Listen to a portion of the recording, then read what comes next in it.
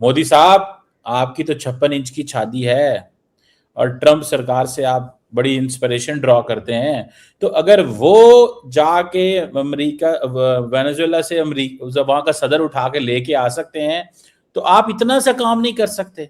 कभी इंडिया के अंदर इस तरह की सोच आई है कि हमें जाके ऐसा ऑपरेशन करना चाहिए कि पाकिस्तान से किसी भी ऐसे रैंडम बंदे को जो व्हाट इंडियंस कॉल के जी मसूद अजहर है, दिस दैट जो भी है, उसको वहां से उठा के लें और हम ये कर लें, अगर ऐसा ऑपरेशन हम कर सकें? Do you think India can do this? India will do this? Has India, you know, considered this as an option? और ये जो वैसी साहब ने बात की है, ये किस कॉन्टेक्स्ट में की है? आपकी क्या राय है? Let me know your viewpoint, then I give you my viewpoint. मेरा ख्याल है इंडिया कभी सोच भी नहीं सकता ये। ओके, और आगे? मेरा ख्याल है इंडिया सोच भी क्या है, इंडिया के कभी दिमाग में ये आइडिया भी नहीं आ सकता, बिकॉज मैं तो जो सिस्टम पाकिस्तान के देख के आया हूँ, इंडिया से अगर कोई चीज फ्लाई करती है तो वो 600 किलोमीटर अंदर भी हमें नजर आ रहा होता है कि वहां पे क्या फ्लाई कर रहा है। तो we have a very strong radars, तो एक सेकंड में वो तो यार चीज, वो स्ट्रॉन्ग रडार्स तो आपने देख ही लिया कि सिंदूर में क्या हुआ आपके रडार्स के साथ। तो लड़ाई में तो कुछ भी हो जाता है, वो तो तो आपके जो आपके एयर बेसिस तक आप हमारे ब्रह्मोस तक को नहीं रोक सके। चलो, you see, let's not get दिए और S-400 तबाह कर दिया, वो बात है। नहीं, कुछ नहीं हुआ S-400 को, बट वही जो प्रोपेगेंडा नैरेटिव आपकी वॉर आपकी कंट्री में चल रही है, तो उसको ट्रम्प भी प्रोपेगेंडा बारे में आ गया। आप भी खुश रहे कि आपने बहुत कुछ किया, बट ग्राउंड रियलिटी तो वी आल्सो नो इट। तो बात ये है कि जब मैं इस चीज को सपोर्ट नहीं करता हूं जो ट्रंप ने किया है, और जो एक्चुअली मेरी सोच है, तो मैं इसको मेंटेन करूंगा कि India will also never do a thing like that. जब आप एक ऐसी चीज करते हैं, then you have declared a war and then you must be prepared for the war.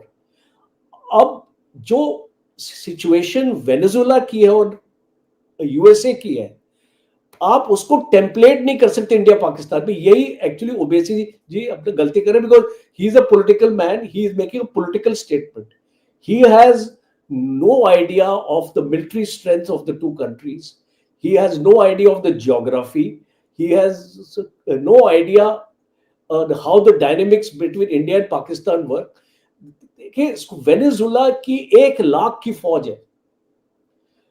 इसको वेनेजुएला के पास पूरी जो फौज है उसकी पॉलिटिकलाइज्ड है।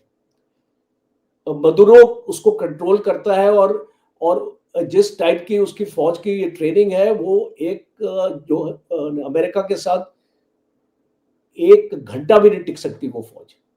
और दूसरा है कि इसको ना तो फायर पावर है, ना तो एयर पावर है, ना तो नेवल पावर है। अगर इसको अमेरिका इसका पूरा ब्लॉकेड कर दे, जो अमेरिका ने किया शुरू में, अमेरिका ने इसको इकोनॉमिक ब्लॉकेड अपना कर दिया था। इनकी जितने भी ऑयल टैंकर्स थी उनको जब्त कर दिया था। क्या कर लिया वेनेजुएला ने? जब उनके ऑयल टैंकर्स को 2 ऑयल टैंकर को जब्त कर लिया, कुछ नहीं कर सके। So the ground realities are different. America is too powerful a country for Venezuela. ये अमेरिका चाइना के साथ नहीं करेगा, कोई और इसको रशिया के साथ नहीं करेगा, कोई और सुपर पावर के साथ नहीं करेगा। ये वेनेजुएला के साथ ही कर सकता है, and he can get away with it also. तो जो ग्राउंड रियलिटीज अलग है, हमको सिचुएशंस को, 2 अलग अलग सिचुएशंस को हमको कंपेयर नहीं करना चाहिए। इसलिए I don't agree with what Owaisi ji saying, because he is only making a political statement to hit back at Modi, और कोई भी उसका मकसद नहीं। Because first of all, he is not a strategist, he is not part of the foreign policy, he is not a foreign policy expert or a military expert. He is just speaking from a political expert point of view। एक political statement दिया है, उसको BJP वाले उसका जवाब देंगे। अच्छा जल साहब, एक आखिरी सवाल।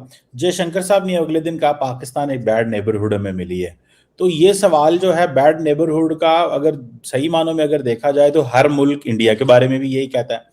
पाकिस्तान से इज द सेम कि बैड नेबरहुड है, मतलब अपने आप को इम्प्लीमेंट करना चाहता है, हेजेमोनिक एम्बिशंस रखता है। बांग्लादेश वाले आज कह रहे हैं, हम भी कह रहे हैं, मालदीव श्रीलंका के अंदर भी इंडिया आउट कैंपेन चली, ये मौजू साहब आए, उन्होंने सारी इंडिया की फौज निकाल दी वहां से, उन्होंने कहा बाहर निकले यहाँ से।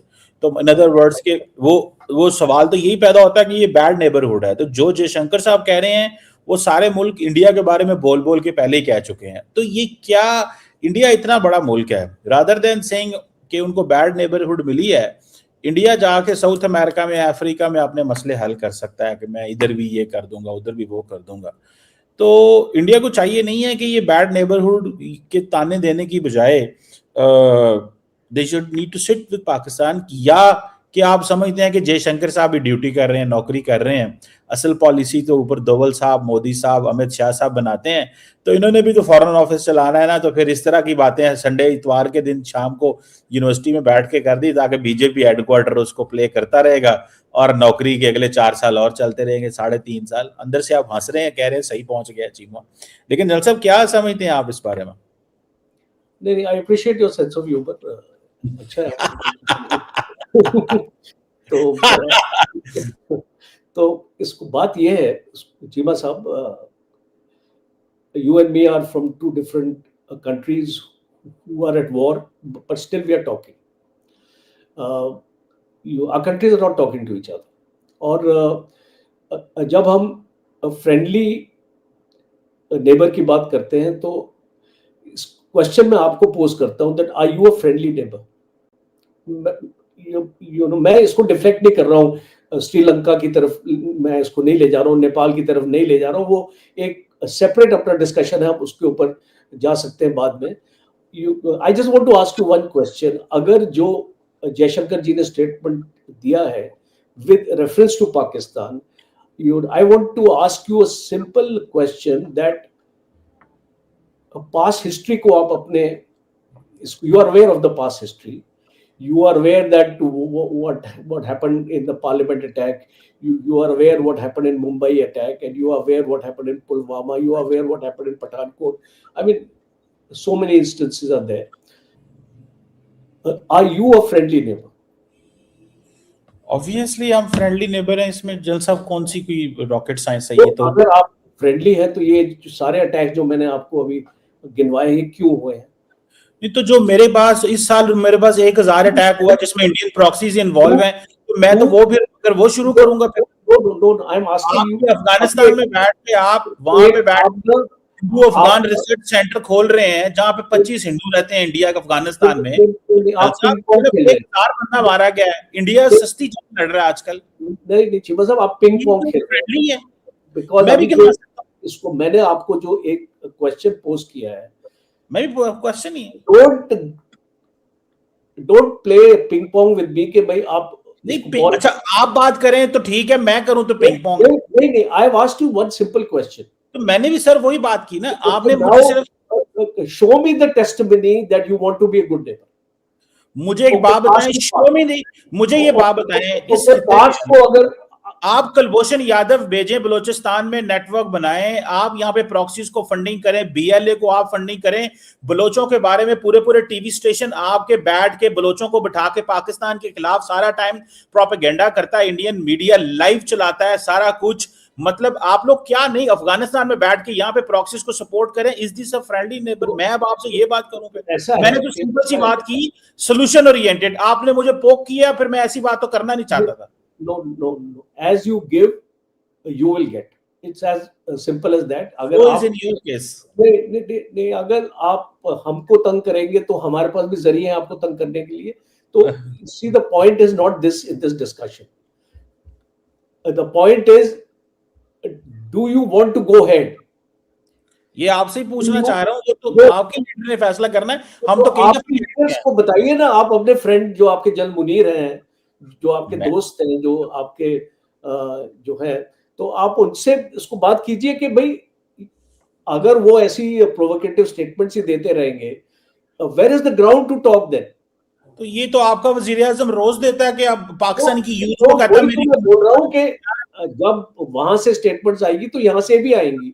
So it's a question of trying to understand, because आप और मैं तो टाइम वेस्ट कर रहे हैं चीज में डिस्कस करके, बिकॉज ये इसका नतीजा तो कोई निकलने वाला नहीं है। But I can only say one thing, as well-meaning people that no country can progress when there is an environment of conflict.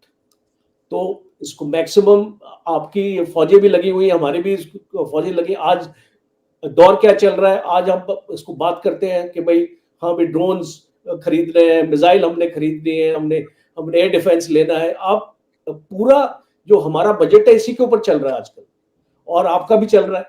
तो बिल्कुल डेवलपमेंट के लिए पैसा कहाँ मिलेगा आपके? वन लास्ट क्विक क्वेश्चन, ये जो पाकिस्तान ने कल तैमूर सिस्टम का तजर्बा किया है, इंडिया ने पिनाका का तजर्बा किया है, how do you see this? ये क्या, अगर एक क्विक आंसर प्लीज इसका कर सकें।